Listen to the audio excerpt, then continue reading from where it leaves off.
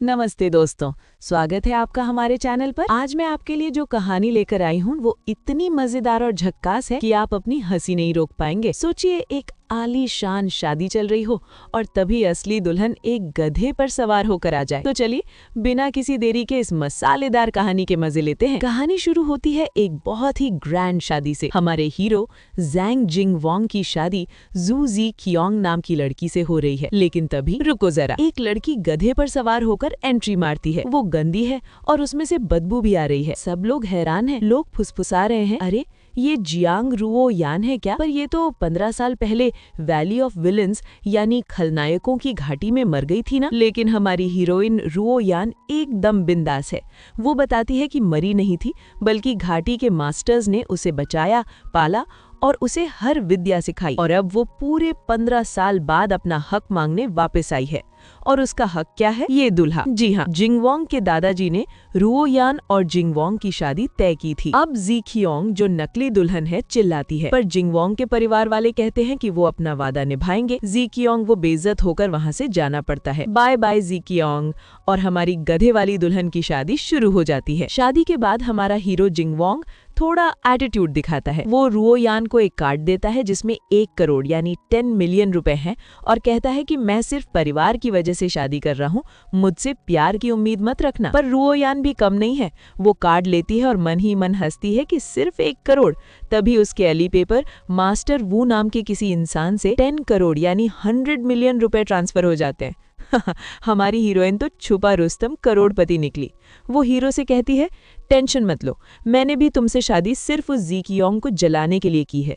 तुम अपने रास्ते, मैं अपने रास्ते। अब आता है कहानी का सबसे मजेदार हिस्सा। सुहाग रात वाले दिन जिंगवॉन्ग सोचता है कि रुओ यान अकेले कमरे में उदास होगी, लेकिन हमारी बिंदास रुओ यान अपनी दोस्त चेंचन के साथ इमॉर्टल्स इन द मॉर्टल वर्ल्ड नाम के सबसे वीआईपी क्लब में पार्टी करने निकल जाती है। और तो और वो वहाँ 10 टॉप मेल मॉडल्स भी बुक कर लेती है। वाह भाई वाह, इसे कहते हैं जिंदगी जीना। लेकिन तभी अरे रे, क्लब में एक बड़ा ट्विस्ट आता है। उसी क्लब में हमारा हीरो जिंगवॉन्ग और वो जली भुनी पुरानी दुल्हन जी कियोंग भी आ जाते हैं। जी कियोंग अभी भी हीरो को पटाने की कोशिश कर रही है। और पता है क्या, जिस वीआईपी रूम को लेकर क्लब में झगड़ा हो रहा है वो हमारी हीरोइन ने ही बुक किया है। हमारी हीरोइन रुओ यान क्लब के उसी वीआईपी रूम में पहुंच जाती है जहां हमारा हीरो जिंगवॉन्ग और वो चिपकू जी कियोंग अपने अमीर और बिगड़े हुए दोस्तों के साथ बैठे हैं। जी कियोंग के दोस्त रुओ यान को देखकर उसका मजाक उड़ाने लगते हैं। वो कहते हैं, अरे ये गाँव की गवार यहाँ क्या कर रही है?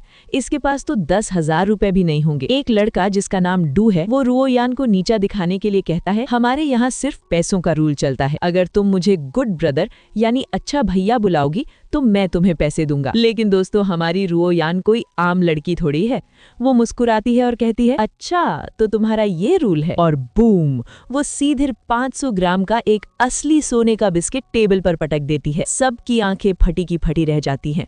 रुओ यान फुल एटीट्यूड में कहती है, अगर तुम घुटनों के बल बैठकर कुत्ते की तरह 3 बार भौंकोगे तो ये सोना तुम्हारा। OMG, क्या बेइज्जती है।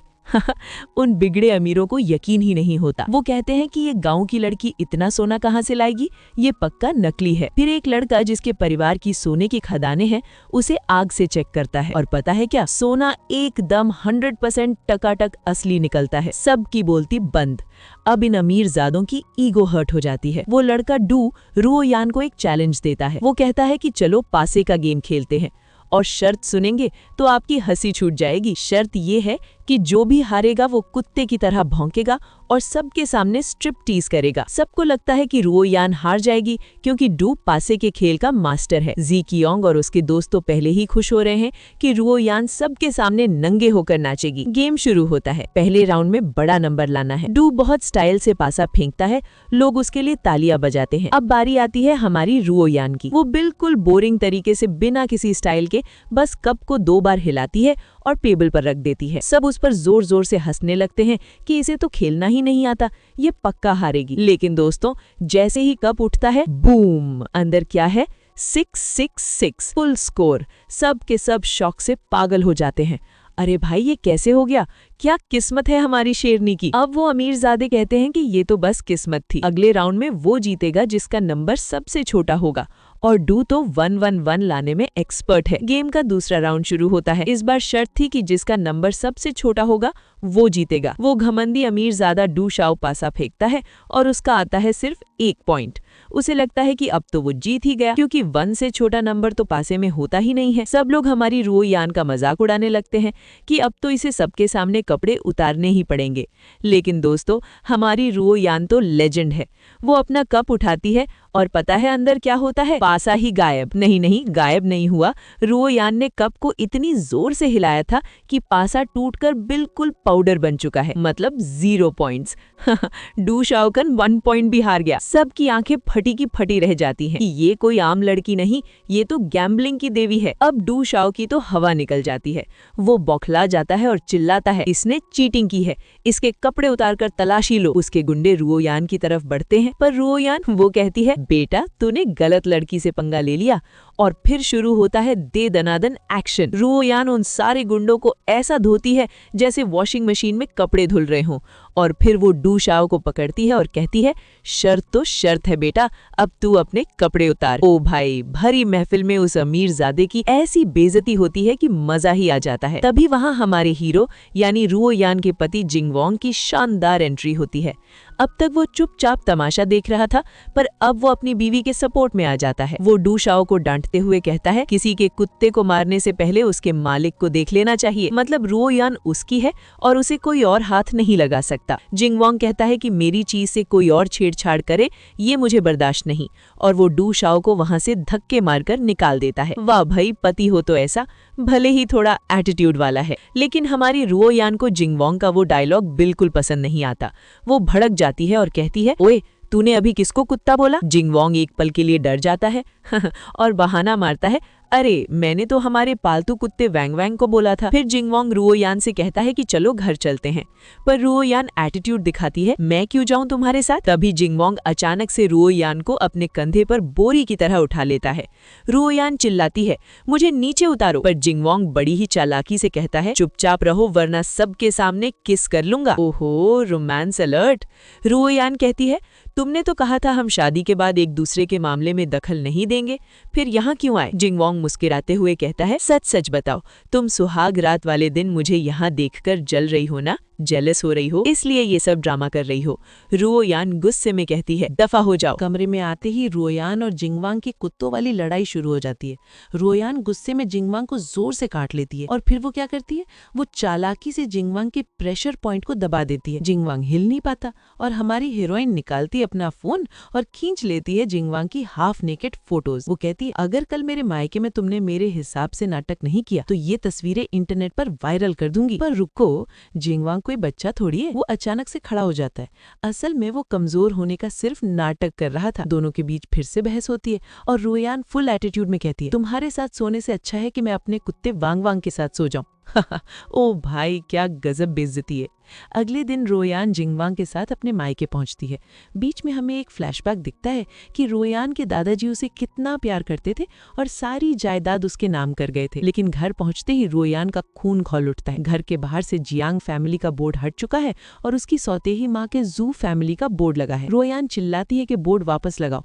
तभी उसकी वो चिपकू सौतेली बहन और सौतेली माँ आ जाती हैं और रुओ यान को ताने मारने लगती हैं। पर हमारी रुओ यान बातों से नहीं, हाथों से जवाब देती है। चटाक, वो अपनी सौतेली बहन को एक जोरदार तमाचा जड़ देती है। घर के गुंडे रुओ यान पर हमला करते हैं, लेकिन हमारी शेरनी अकेले ही सबको धूल चटा देती है। Full on action mode. तभी वहाँ रुओ यान का लालची और धोखेबाज पिता आ जाता है। वो रुओ यान पर चिल्लाता है, तुमने अपनी बहन का पति चुराया और अब उसी को मार रही हो। सौतेली बहन बीच में बोलती है कि जिंगवांग तो सिर्फ मुझसे प्यार करता है। इस पर रुओ यान जो जवाब देती है वो सुनकर आप तालियां बजाएंगे। रुओ यान कहती है, मुझे इससे कोई फर्क नहीं पड़ता कि ये क्या सोचता है, मुझे तो बस जान परिवार के लड़के से शादी करनी थी, फिर चाहे वो कोई ऐरा गहरा कुत्ता होता या कोई लंगड़ा इंसान, मैं उससे भी शादी कर लेती। ओहो, सैवेज लेवल 100। जिंगवांग भी ये सुनकर हैरान रह जाता है।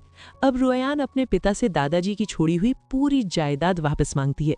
उसका लालची बाप नाटक करता है, अरे बेटा तुम अभी छोटी हो, इसीलिए मैं तुम्हारी भलाई के लिए जायदाद संभाल रहा हूँ। इस पर रुओ यान फूट पड़ती है और एक ऐसा राज खोलती है जिसे सुनकर सबके रोंगटे खड़े हो जाते हैं। वो कहती है, भलाई 15 साल पहले जब तुमने मुझे जिंदा गाड़ने की कोशिश की थी, तब तुम्हारा बाप का प्यार कहाँ गया था? जब मेरी और मेरी माँ की कार का एक्सीडेंट हुआ था और तुम हमें मरने के लिए छोड़कर भाग गए थे, तब तुम कहाँ थे? ये सब सुनकर जिंगवांग जो पीछे खड़ा है, उसे एहसास होता है कि इस बिंदास और हंसमुख लड़की ने अपनी जिंदगी में कितना गहरा दर्द सहा है। रुओयान अपने फुल ऑन स्वैग में अपने धोखेबाज बाप से कहती है, तुम्हारे पास सिर्फ 3 दिन है। मेरे दादाजी की 600 करोड़ यानी 60 बिलियन की जायदाद और कंपनी के 52% शेयर्स मुझे वापस चाहिए। बाप चौंक जाता है और कहता है कि वो एक फूटी कौड़ी नहीं देगा। दरअसल उस लालची बाप का प्लान है कि वो शहर के सबसे अमीर आदमी ओल्ड मास्टर चैन की बीमारी का इलाज करके शहर का सबसे ताकतवर इंसान बन जाएगा। और उधर वो ख्याली पुलाव पकाने वाली सौतेली बहन ज़ीक्योंग अभी भी सोच रही है कि वो इतनी खूबसूरत है कि जिंगवांग हमारे हीरो को छोड़कर उसी के पास वापस आ जाएगा। अरे कोई जगाओ रेस को। सीन कट होता है और हम देखते हैं रुओयान को जिंगवांग के साथ कार में। जिंगवांग पूछता है, तुम अपने बाप को कैसे हराओगी? रुओयान बताती है कि उसके मास्टर्स ने उसके लिए एक चीनी दवाखाना यानी ट्रेडिशनल मेडिसिन क्लिनिक छोड़ा है। लेकिन जैसे ही दोनों क्लिनिक के बाहर पहुंचते हैं, ओ भाई साहब, क्लिनिक का बोर्ड देखकर जिंगवांग की हंसी छूट जाती है। क्यों? क्योंकि वो क्लिनिक बांझपन दूर करने का क्लिनिक है। जिंगवांग शरारत भरे अंदाज में कहता है, लगता है तुम्हारे मास्टर्स चाहते हैं कि हम जल्दी से बच्चे पैदा कर लें। रुओयान शर्माकर उसे डांट देती है। लेकिन दोस्तों, हमारा जिंगवांग अंदर से बहुत केयरिंग पति है। वो चुपके से अपने असिस्टेंट को ऑर्डर देता है कि कंपनी के सारे कर्मचारियों का मेडिकल चेकअप इसी क्लिनिक में करवाओ, और अगर किसी को बांझपन की शिकायत हो तो कंपनी उसका सारा खर्चा उठाएगी। वाह, इसे कहते हैं बीवी के बिजनेस को प्रमोट करना। उधर रुओयान के क्लिनिक में एक पार्सल आता है। उसके मास्टर शी ने उसे वैली ऑफ विलन से 100 साल पुराना जादुई जिनसेंग और दुर्लभ जड़ी बूटियां भेजी हैं। रुओयान बहुत खुश होती है क्योंकि अब वो अपने बाप को मास्टर चैन का इलाज करने से रोक सकेगी। लेकिन रुको, जहां अच्छाई है वहां बुराई भी तो होगी। वो चुड़ैल सौतेली बहन ज़िक्योंग अपनी चचेरी बहन को रुओयान के क्लिनिक में भेजती है ताकि वो वहां जाकर नकली मरीज बनकर हंगामा करे और क्लिनिक को बदनाम कर दे। और फिर शुरू होता है कॉमेडी का असली तमाशा। वो चचेरी बहन क्लिनिक में आती है और जोर जोर से चिल्लाने लगती है, हाय हाय, मेरे सिर में दर्द है, आंखों में दर्द है, टांगों में दर्द है। हमारी स्मार्ट रुओयान उसकी पल्स चेक करती है और 1 सेकंड में समझ जाती है कि ये मोहतरमा एकदम नौटंकी कर रही है। वो सोचती है कि बेटा, तूने गलत डॉक्टर से पंगा ले लिया। रुओयान कहती है, तुम्हें तो बहुत गंभीर बीमारी है, एक सुई से सब ठीक हो जाएगा। वो घबरा जाती है और कहती है, मैं बीमार नहीं हूँ। पर रुओयान उसे जबरदस्ती एक सुई चुभा देती है और जादू देखो, सुई लगते ही उस नकली मरीज का पूरा चेहरा लाल हो जाता है और उस पर भयानक खुजली वाले पिंपल्स निकल आते हैं। वो खुजला खुजला कर परेशान हो जाती है। तब रुओयान फुल एटीट्यूड में मुस्कुराते हुए अपना एक खास मलहम निकालती है और कहती है, अगर ये मलहम लगाओगे तो खुजली तुरंत गायब हो जाएगी, लेकिन इसका बिल है पूरे 1 लाख रुपए, 100,000। हा, ओ भाई, इसे कहते हैं नहले पे दहला। वो चचेरी बहन जो रुओयान के क्लिनिक में तमाशा करने गई थी, उसका चेहरा खुजली वाले पिंपल्स से भर गया है और वो रोते रोते अपनी बहन ज़िक्योंग के पास जाती है। ज़िक्योंग भी शौक में है कि ये सब क्या हो गया। वो कहती है कि रुओयान ने पक्का तुम्हें बेवकूफ़ बनाया। उधर रुओयान अपने क्लिनिक में मज़े से बैठी है। वो इंटरनेट पर ओल्ड मास्टर चैन के बारे में रिसर्च कर रही है क्योंकि आज रात उनका 70वां जन्मदिन है। रुओयान को पता है कि उसका धोखेबाज बाप यानी उक्सू जेंगहैंग मास्टर चैन का इलाज करके शहर का सबसे अमीर आदमी बनना चाहता है और हमारी रुओयान ऐसा बिल्कुल नहीं होने देगी। अब सीन कट होता है रुओयान के ससुराल का। रुओयान पहली बार अपने सास ससुर को चाय पिलाने की रस्म कर रही है। सास ससुर बहुत खुश हैं, लेकिन तभी रुको जरा, वो पिंपल वाले चेहरे वाली ज़ू ज़िक्योंग वहां आधम की है। वो चिल्लाते हुए कहती है, अंकल आंटी, ये चाय मत पीना, ये जहरीली हो सकती है। इस रुओयान ने मेरा चेहरा खराब कर दिया है। सब हैरान हो जाते हैं। रुओयान बड़े प्यार से मुस्कुराती है और कहती है, अरे बहन, मैं तो बस तुम्हारी शरीर की गंदगी यानी डिटॉक्स निकाल रही थी। तुम चाहो तो मैं अभी तुम्हें ठीक कर सकती हूँ। ज़िक्योंग और भड़क जाती है और रुओयान को गाँव की गवार कहकर गालियां देने लगती है। अब हमारी शेरनी रुओयान को गुस्सा आ जाता है। वो कहती है, तुम लोग जो मुझे नीचा दिखा रहे हो, तुम्हें क्या लगता है तुम बहुत ऊंचे खानदान के हो? और फिर चटाक, रुओयान ज़िक्योंग को एक जोरदार तमाचा जड़ देती है। ज़िक्योंग रोते हुए हमारे हीरो जिंगवांग के पास जाती है और कहती है, भाई देखो, इसने मुझे मारा, इसे घर से निकाल दो। लेकिन जिंगवांग क्या करता है, वो अपनी बीवी रुओयान का हाथ पकड़ता है और कहता है, रुओयान तुमने गलत किया। सबको लगता है वो रुओयान को डांटेगा, पर फिर वो कहता है, अगली बार धीरे से मारना, तुम्हारे हाथ में चोट लग जाएगी। ओ भाई क्या बात है। और फिर रुओयान मजे लेते हुए ज़िक्योंग के दूसरे गाल पर भी चांटा मार देती है ताकि दोनों गाल सिमेट्रिकल यानी एक जैसे लगे। रात होती है और रुओयान और जिंगवांग के कमरे की लाइट अचानक से चली जाती है। शायद सास ससुर ने जानबूझकर काटी है ताकि दोनों रोमांस कर सकें। अंधेरे में रुओयान गिर जाती है और जिंगवांग उसे पकड़ लेता है। रुओयान फुल एटीट्यूड में कहती है, मुझसे दूर रहो वरना मैं तुम्हें छोड़ूंगी नहीं। जिंगवांग हंसता है और कहता है, तुम इतनी सुंदर लड़की हो, फिर भी तुम्हारे दिमाग में सिर्फ लड़ाई झगड़ा ही क्यों चलता रहता है। फिर दोनों तैयार होते हैं और निकल पड़ते हैं मास्टर चेन की 70th बर्थडे पार्टी में, जहां रुओयान का बाप अपना जादुई बेजुआर लेकर आया है मास्टर चेन का इलाज करने। मास्टर चेन की शानदार बर्थडे पार्टी में रुओयान का धोखेबाज बाप यानी जू जेंगहिंग मास्टर चेन को इम्प्रेस करने के लिए एक बहुत महंगी और दुर्लभ जड़ी बूटी बेजुआर से बनी दवा पिलाने जा रहा है। तभी रुको जरा, दरवाजे से एंट्री मारती है हमारी बिंदास जोड़ी रुओयान और जिंगवांग। रुओयान जोर से चिल्लाती है, ये दवा मत पीना वरना नसें फट जाएंगी और मौत हो जाएगी। सब हैरान। रुओयान कहती है कि इसके बाप के पास जो जड़ी बूटी है वो एकदम नकली है। बाप और सौतेली बहन भड़क जाते हैं कि सबूत कहाँ है। तब हमारी स्मार्ट डॉक्टर रुओयान निकालती है अपना ब्रह्मास्त्र, गरम सुई का टेस्ट। वो बताती है कि असली बेजुआर में तेल होता है। जब गरम सुई उसमें डालते हैं तो सुई पर पीला तेल लग जाता है और नकली में जलने की बदबू आती है। जब बाप की जड़ी बूटी में सुई डाली जाती है तो उसमें से बदबू आती है, और जब रुओयान अपनी जड़ी बूटी में सुई डालती है तो उस पर असली तेल लग जाता है। ओ भाई, भरी महफिल में बाप की 100% असली बेइज्जती। अब रुओयान मास्टर चेन को एक और झटका देती है।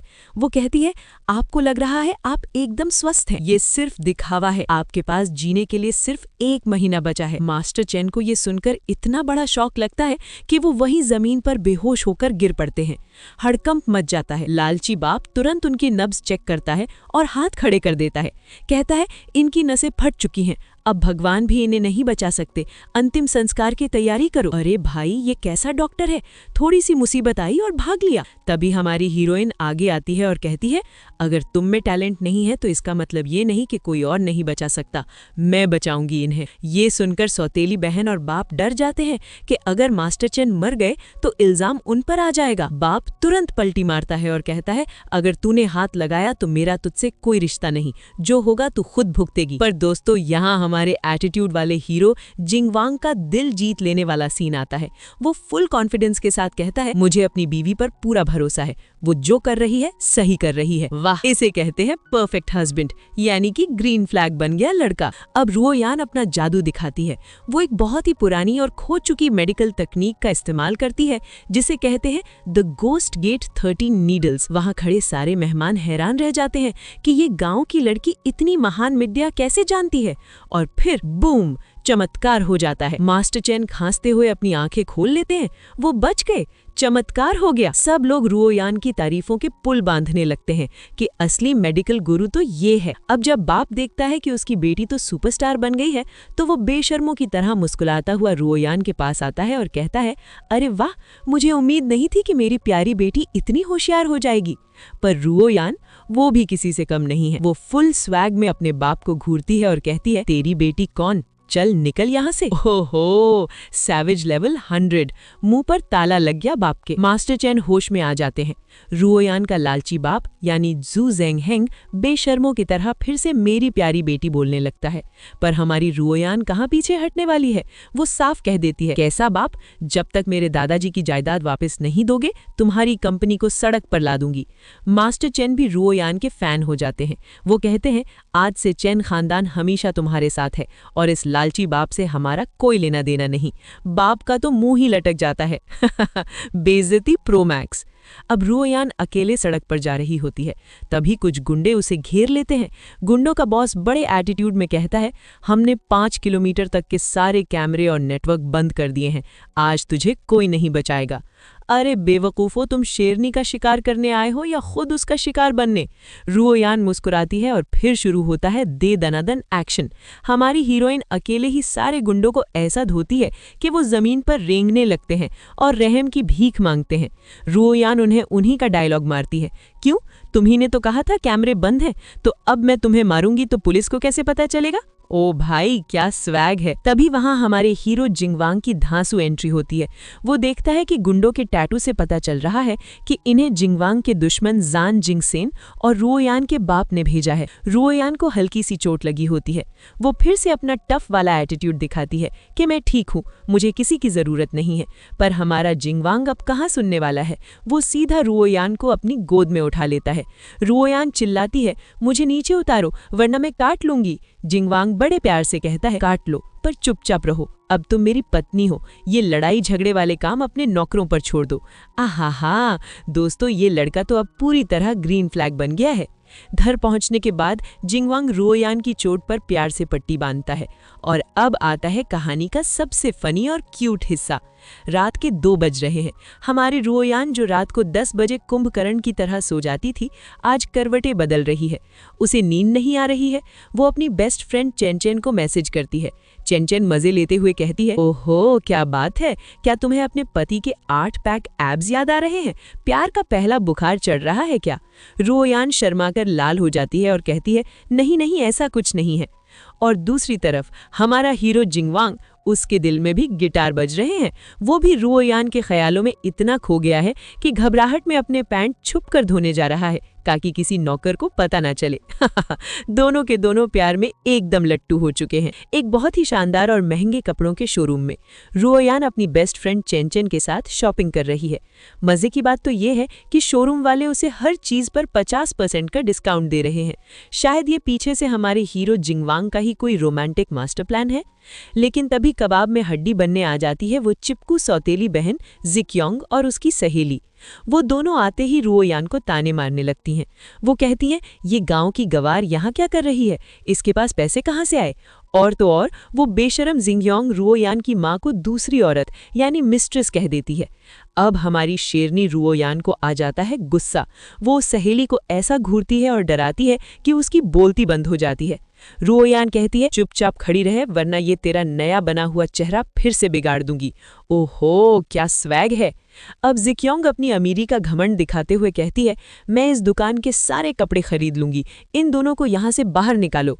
वो एटीट्यूड में अपने बाप को फोन लगाती है और कहती है, डैड मुझे 5 करोड़ रुपए चाहिए। लेकिन दोस्तों यहाँ आता है सबसे बड़ा कॉमेडी ट्विस्ट। रुओयान ने उसके बाप की कंपनी की ऐसी बैंड बजाई है कि उसका बाप फोन पर चिल्लाता है, दिमाग खराब है क्या?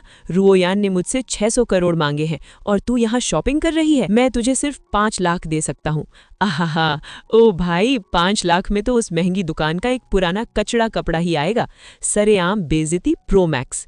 जिक्योंग का पोपट होते देख रुओयान मुस्कुराती है।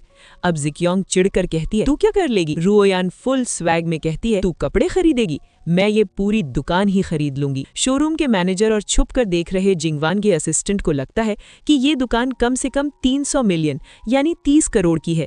रुओयान इतने पैसे कहाँ से लाएगी? असिस्टेंट सोचता है कि रुओयान पक्का जिंगवांग से पैसे मांगेगी। लेकिन रुको जरा, हमारी हीरोइन किसी के आगे हाथ नहीं फैलाती है। वो फोन लगाती है अपने सीनियर ब्रदर यानी अपने गुरु के शिष्य को और कहती है, भैया मुझे ये दुकान खरीदनी है, पैसे भेजो। और 1 सेकंड में काम पक्का। तभी वहां उस दुकान का असली बॉस आ जाता है। सब सोचते हैं कि अब रुओयान की बेइज्जती होगी, लेकिन बॉस भागता हुआ रुओयान के पास आता है और सिर झुकाकर कहता है, मिस जियांग, हमारे अकाउंट में आपके 300 मिलियन आ गए हैं, आज से आप इस दुकान की नई मालकिन हैं।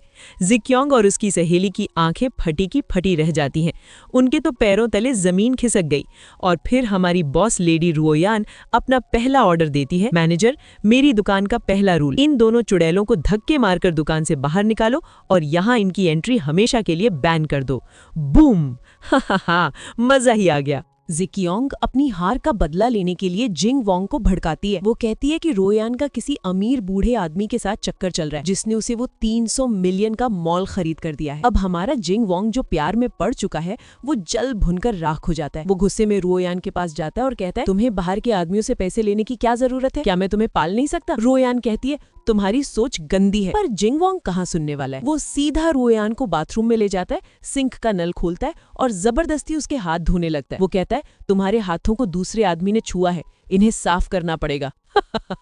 ओ भाई, पॉसेसिव पति प्रो मैक्स। रुओयान उसे धक्का देती है और कहती है, अपना दिमाग साफ करो, मैं तुम्हारी कोई प्रॉपर्टी नहीं हूँ। अगले दिन रुओयान अपनी बेस्ट फ्रेंड चेनचेन के साथ एक बहुत ही फेमस और महंगे नाइट क्लब जाती है। चेनचेन ने उसे एक बहुत ही हॉट बैटल रोब पहनने को कहा था, लेकिन यहाँ एक ट्विस्ट है। वो चुड़ैल सौतेली बहन जिकियोंग पहले से ही वहाँ कुछ गुंडों के साथ रुओयान को फंसाने का प्लान बना रही है। गुंडे रुओयान को शराब पिलाने की कोशिश करते हैं, पर हमारी रुओयान कहाँ कच्ची खिलाड़ी है, वो गुंडों के साथ पीने का नाटक करती है।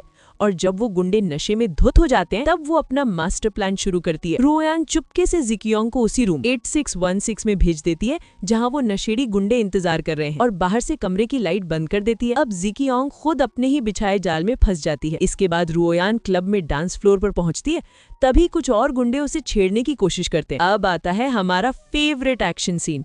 रुओयान एक एक गुंडे की ऐसी धुलाई करती है कि उन्हें दिन में तारे नजर आ जाते हैं। और पता है क्या, ये सब तमाशा ऊपर वीआईपी एरिया से हमारा हीरो जिंग वोंग और उसका दोस्त देख रहे हैं। दोस्त मजे लेते हुए कहता है, वाह भाई, तेरी बीवी तो कमाल है, लगता है तुझे भी घर में ऐसी ही मार पड़ती होगी। जिंग वोंग उसे घूर कर देखता है। गुंडों की हड्डियां तोड़ने के बाद जिंग वोंग नीचे आता है और रुओयान को घर ले जाने के लिए कहता है, पर रुओयान तो शराब के नशे में टल्ली है। जिंग वोंग उसे अपनी बाहों में उठा लेता है। नशे में धुत रुओयान जिंग वोंग के चेहरे को देखती है और कहती है, चेनचेन सच कहती थी, तुम इस शहर के सबसे हैंडसम आदमी हो। जिंग वोंग शर्मा जाता है। फिर रुओयान कहती है, मुझे किस करो ना, और जिंग वोंग के करीब आ जाती है। ओहो हो, प्यार की नैया तो अब तूफानों में हिचकोले खा रही है। अगली सुबह रुओयान को भयानक दर्द हो रहा है। उसे लगता है गुंडों ने पीछे से हमला किया होगा, पर जिंग वोंग जो शर्टलेस बिना शर्ट के उसके सामने खड़ा है, उसके शरीर पर खरोंचे और मुक्कों के निशान हैं। रुओयान घबरा जाती है और सोचती है कि मैंने जिंग वोंग को मार दिया क्या। तभी जिंग वोंग फुल एटीट्यूड में कहता है, कल रात तो तुम मुझे किस करने की जिद कर रही थी, और जब मैंने किस किया तो तुमने मुक्के मारे। क्या तुम मेरा फायदा उठाकर मुकर रही हो?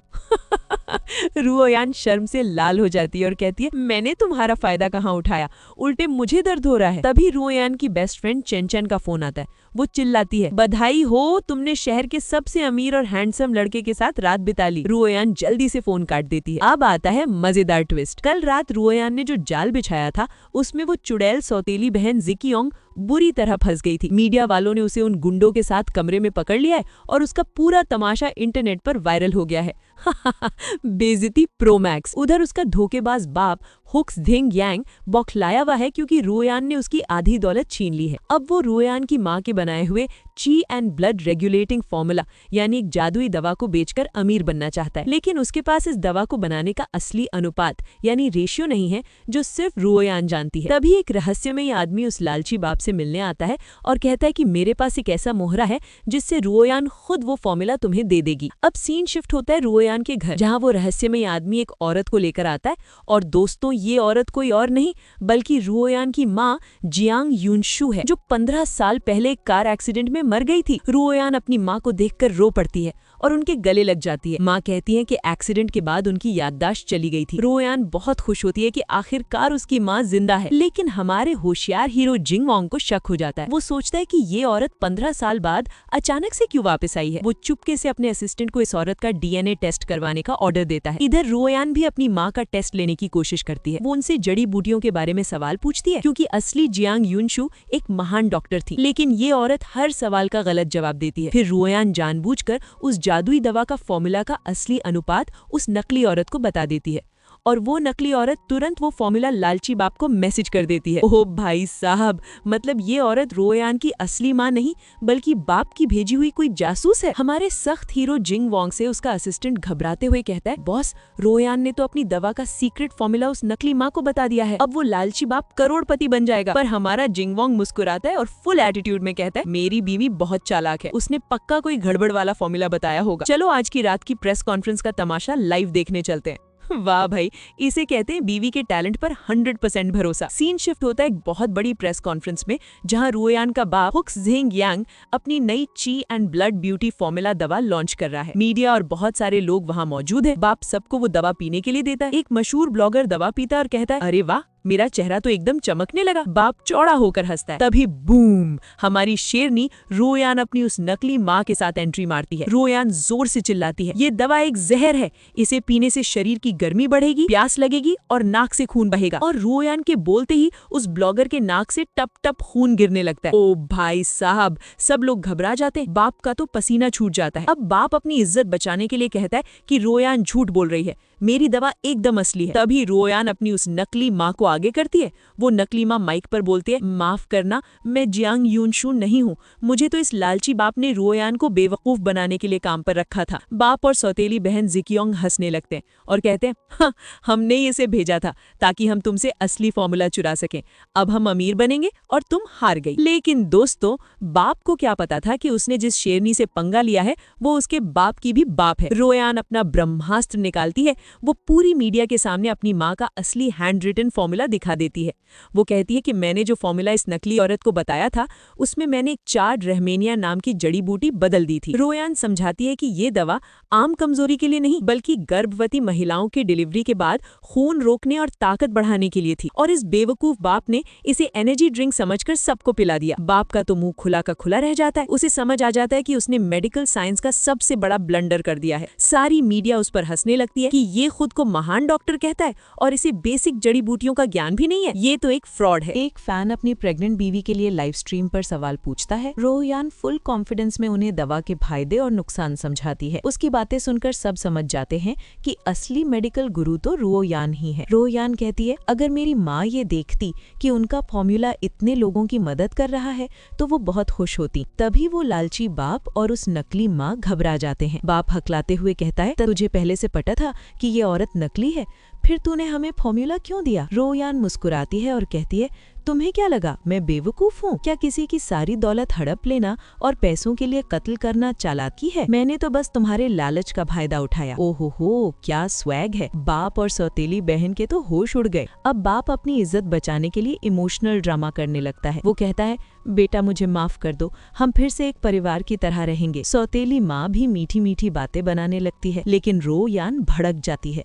वो गुस्से में पूछती है, 15 साल पहले मेरी माँ की मौत कैसे हुई थी? क्या उस कार एक्सीडेंट के पीछे तुम्हारा हाथ था? अब दोस्तों, यहाँ जो सच सामने आता है वो सुनकर आपके भी रोंगटे खड़े हो जाएंगे। वो नीच बाप कहता है कि एक्सीडेंट उसने नहीं करवाया बल्कि माँ ने खुद गलत दवा खा ली थी जिससे उसका मिसकैरेज हो गया था और दर्द के मारे एक्सीडेंट हो गया। और पता है सबसे घिनौनी बात क्या थी? बाप ने ये इल्जाम छोटी सी रोयान पर लगा दिया कि उसने जानबूझकर अपनी माँ को गलत दवा दी थी क्योंकि वो अपने होने वाले भाई बहन से जलती थी। ये सुनकर रोयान का खून खौल उठता है। जो औरत माँ मेडिकल साइंस की जीनियस थी वो गलत दवा कैसे खा सकती है? ये सब इस लालची बाप का किया धरा था। रोयान गुस्से में अपने बाप को पीटने के लिए आगे बढ़ती है। बाप चिल्लाता है, तू अपने ही बाप को मारे भी? तभी बूम, हमारे सख्त और केयरिंग हीरो जिंगवांग की धांसू एंट्री होती है। वो सीधा उस लालची बाप को एक जोरदार मुक्का मारता है और कहता है, ये तुम्हें मारेगी तो इसके हाथ गंदे होंगे, इसलिए मैं मारूंगा। वाह, पति हो तो ऐसा। जिंगवांग फुल एटीट्यूड में पूरी मीडिया के सामने ऐलान करता है, आज से जो भी इस जू कंपनी के साथ बिजनेस करेगा वो जान खानदान का दुश्मन होगा। मतलब बाप का बिजनेस पूरी तरह खत्म। दी एंड। सब लोग रोयान की तारीफ करते हैं और बाप को गालियां देते हुए चले जाते हैं। वो चुड़ैल सौतेली बहन जिक्योंग जलन के मारे जिंगवांग से कहती है, अगर मेरी शादी तुमसे हुई होती तो आज तुम मेरी रक्षा कर रहे होते। लेकिन हमारा जिंगवांग उसका पोपट कर देता है और कहता है, मैं खुश हूँ कि रोयान ने मेरी शादी में आकर मुझे चुरा लिया। आहा, जिक्योंग का दिल तो टूटकर चकनाचूर हो गया। लेकिन रुको दोस्तों, पिक्चर अभी बाकी है। तभी वहाँ जिंगवांग का दुश्मन जान जिंगसेन आ जाता है। वो बाप से कहता है, घबराओ मत, जब तक मैं हूँ तुम बर्बाद नहीं होगे। वो लालची बाप जो बेइज्जत होने के बाद एक नए आदमी के पैरों में गिरकर भीख मांग रहा है। अब आप सोचेंगे ये नया विलन कौन है? तो दोस्तों ये है जान जिंगसेन, जो हमारे हीरो जिंगवांग का सौतेला बड़ा भाई है। इसे सालों पहले मजदूरों की जान लेने के जुर्म में खानदान से निकाल दिया गया था और अब ये बदला लेने वापस आया है। सीन कट होता है और हम देखते हैं हमारी रुओयान को अपनी सास के साथ। सास रुओयान से जिंगवांग की तारीफ करते हुए पूछती है, वो लड़ाई झगड़े में तो बहुत बहुत तेज है, पर क्या बेड पर भी उतना ही तेज है? ओहो, रुओयान शर्म से लाल हो जाती है और वहाँ से भाग जाती है। सास खुश हो रही है कि जल्द ही उसे एक गोल मटोल पोता मिलने वाला है। हा, सास हो तो ऐसी। इधर रुओयान न्यूज पढ़ती है कि उस विलेन जिंगसेन ने लालची बाप की कंपनी में करोड़ों की इन्वेस्टमेंट कर दी है। क्यों?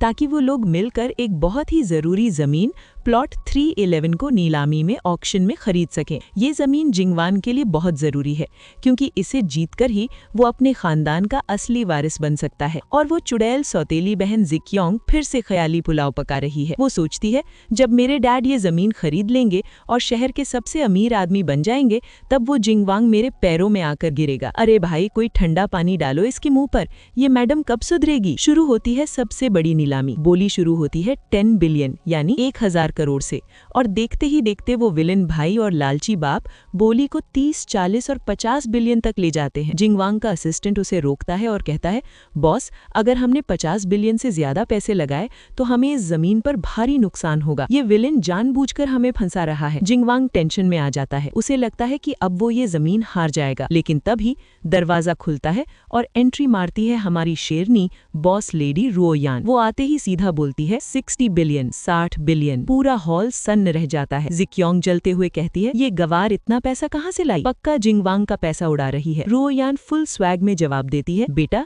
ये मेरे खुद के पैसे हैं, भूल गई क्या? तुम्हारे बाप को अभी मुझे 60 बिलियन चुकाने हैं। हा, सरेआम बेइज्जती प्रो मैक्स। अब वो विलेन जिंगसेन चाल चलता है। वो सोचता है कि अगर बोली और बढ़ा दी तो रुओयान का दिवाला निकल जाएगा। वो बोली लगाता है 66 बिलियन। उसे लगता है कि रुओयान अब हार मान लेगी, क्योंकि इतने महंगे दाम पर नॉर्मल बिल्डिंग बनाकर कोई प्रॉफिट नहीं हो सकता। लेकिन रुओयान अपना मास्टरमाइंड बिजनेस प्लान सबके सामने रखती है। वो कहती है, किसने कहा मैं नॉर्मल बिल्डिंग बनाऊंगी? मैं यहाँ एक हाई एंड रिजॉर्ट बनाऊंगी जो पूरे साउथ में इकलौता होगा। सब लोग रुओयान के इस जीनियस आइडिया पर तालियां बजाने लगते हैं। विलेन का पसीना छूट जाता है और फिर रुओयान आखिरी हथौड़ा मारती है और कहती है 70 बिलियन। जब रुओयान 70 बिलियन की बोली लगाती है तो जिक्योंग चिढ़कर चिल्लाती है, ये गवार इतनी बड़ी रकम कहाँ से लाएगी? मैं इसके एसेट वेरिफिकेशन यानी संपत्ति की जांच की मांग करती हूँ। रुओयान मजे लेते हुए कहती है, हाँ, मेरे पास तो पैसे नहीं है। ये सुनकर जिक्योंग हंसने लगती है कि अब रुओयान का पोपट होगा। तभी हमारा केयरिंग हीरो जिंगवांग आगे आता है और कहता है, ये मेरी पत्नी है,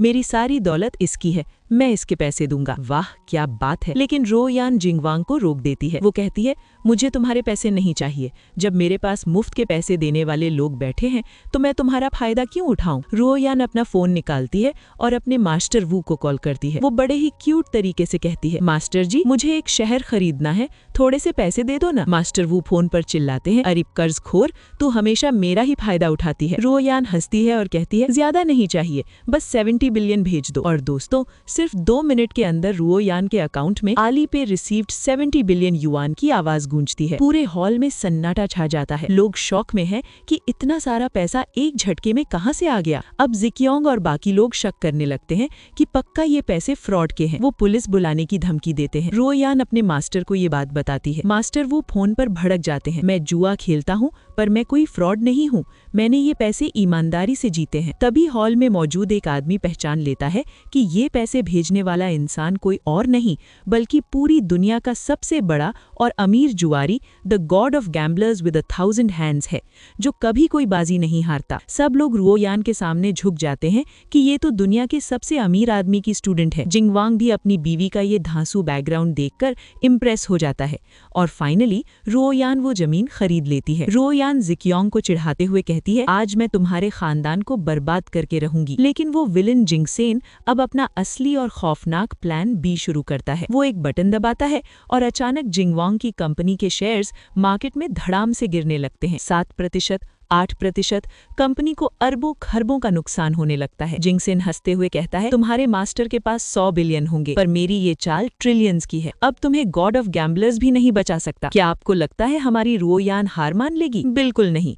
वो अपना फोन निकालती है और इस बार सिर्फ एक मास्टर को नहीं बल्कि अपने सारे मास्टर्स को एक साथ कॉल लगा देती है। वो मासूम सी शक्ल बनाकर कहती है, master chef, master number 2, master number 4, master number 5, जल्दी से जिंगवांग की कंपनी के सारे शेयर्स खरीद लो। लो, वरना मैं कल ही वापस पहाड़ों में आकर तुम सबके साथ कुंगफू की प्रैक्टिस शुरू कर दूंगी। ओ भाई साहब, सारे मास्टर्स कुंगफू के नाम से ही डर जाते हैं और तुरंत अपनी सारी दौलत लगाकर शेयर्स खरीदने लगते हैं। खूंखार विलन जिंगसेन ने जिंगवांग की कंपनी के शेयर्स गिरा दिए थे। जिंगसेन हंस रहा होता है कि अब तो जिंगवांग बर्बाद हो जाएगा, लेकिन तभी जादू होता है।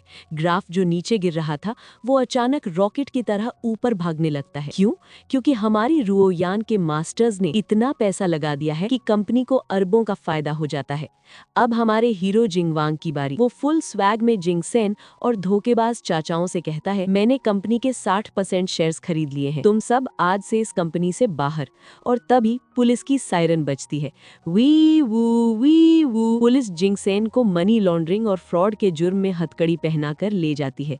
Bye bye villain. अब बारी आती है उस लालची बाप जू जेंगहेंग और चुड़ैल सौतेली बहन जू क्योंग की। बाप की सारी दौलत खत्म हो चुकी है और पता है सबसे मजेदार क्या होता है? जू क्योंग पागल होकर अपने ही बाप को पीटने लगती है। तेरी वजह से मेरा ये हाल हुआ है। रुओयान अपने बाप से कहती है, तुमने जो नकली दवाइयाँ बेची थीं और जो जुर्म किए थे उसके सारे सबूत मैंने पुलिस को दे दिए हैं। अब अगले 10 साल जेल की चक्की पीसना। बाप रोते हुए जेल चला जाता है। जू क्योंग जल भुनकर रुओयान को कोसने लगती है, तू मनहूस है, तेरा कोई परिवार नहीं है, तू बिल्कुल अकेली है। जू क्योंग बोलती है कि रुओयान अनाथ है और तभी दरवाजा खुलता है। धड़ाम! अंदर कौन आता है? रुओयान के सारे मास्टर्स। ओ भाई साहब, सब के सब आ गए अपनी बेटी को सपोर्ट करने। पता चलता है कि हमारे प्यारे पतिदेव जिंगवांग ने ही उन्हें फोन करके बुलाया था, क्योंकि रुओयान की तबीयत कुछ ठीक नहीं लग रही थी। मास्टर्स घबराए हुए थे कि हमारी बेटी को क्या हो गया। लेकिन दोस्तों, रुओयान बीमार नहीं है, उसे तो बस मॉर्निंग सिकनेस यानी उल्टियां हो रही है। और इसका मतलब क्या है? रुओयान प्रेग्नेंट है। Oh my God! जैसे ही जिंगवांग को पता चलता है कि वो पापा बनने वाला है, उसकी खुशी का कोई ठिकाना नहीं रहता। वो खुशी से पागल हो जाता है, रुओयान को गले लगाता है और वादा करता है, मैं जिंदगी भर तुम्हारा परिवार बनकर रहूंगा। हाय राम, किसी की नजर न लगे इस क्यूट कपल को। और अब आता है इस पूरी सीरीज का सबसे फनी और प्यारा सीन। सारे मास्टर्स बच्चे के जन्म से पहले ही लड़ने लगते हैं कि बच्चा किसकी विद्या सीखेगा। कोई कहता है कुंगफू सीखेगा, कोई कहता है बिजनेस सीखेगा। वो सब अपने अपने हथियार और चीजें टेबल पर रखते हैं ताकि रुओयान यानी बच्चा किसी एक को चुने। लेकिन हमारी रुओयान तो रुओयान है, वो एक चीज क्यों चुनेगी? वो मुस्कुराते हुए सब कुछ चुन लेती है। सारे मास्टर्स हंसते हंसते लोटपोट हो जाते हैं। वो कहते हैं, अरे बाप रे, रुओयान ने 15 साल तक हमारी नाक में दम किया था, अब लगता है इसका बच्चा भी हमें चैन से नहीं जीने देगा। हम बुढ़ों का रिटायरमेंट कैंसिल, अब एक नए शैतान को ट्रेनिंग देनी पड़ेगी। हा हा हा। पूरा घर खुशी से झूम उठता है और सब जोर जोर से हंसने लगते हैं। और इसी के साथ हमारी इस झक्कास, बिंदास और प्यारी सी कहानी का एक बहुत ही खूबसूरत अंत होता है। Happy ending. दोस्तों, क्या गजब का सफर था ना? गधे पर बैठकर आने वाली एक बिंदास दुल्हन से लेकर एक बॉस लेडी और अब एक प्यारी सी माँ बनने तक का सफर। मुझे तो ये कहानी सुनाने में बहुत मजा आया और मुझे यकीन है आपको भी सुनकर बहुत खुशी मिली होगी। अगर आपको ये हैप्पी एंडिंग और हमारा ये वीडियो पसंद आया हो तो प्लीज़ खुशी खुशी वीडियो को लाइक कर दीजिए, अपने दोस्तों और परिवार के साथ शेयर कीजिए और हाँ, हमारे चैनल को सब्सक्राइब करके वो प्यारी सी घंटी बजाना बिल्कुल मत भूलना, ताकि हम ऐसे ही मज़ेदार कहानियों के साथ मिलते रहें। हमेशा खुश रहिए, हंसते मुस्कुराते रहिए और अपनी ज़िंदगी को एंजॉय करते रहिए। मिलते हैं अगली धमाकेदार कहानी में। Bye bye.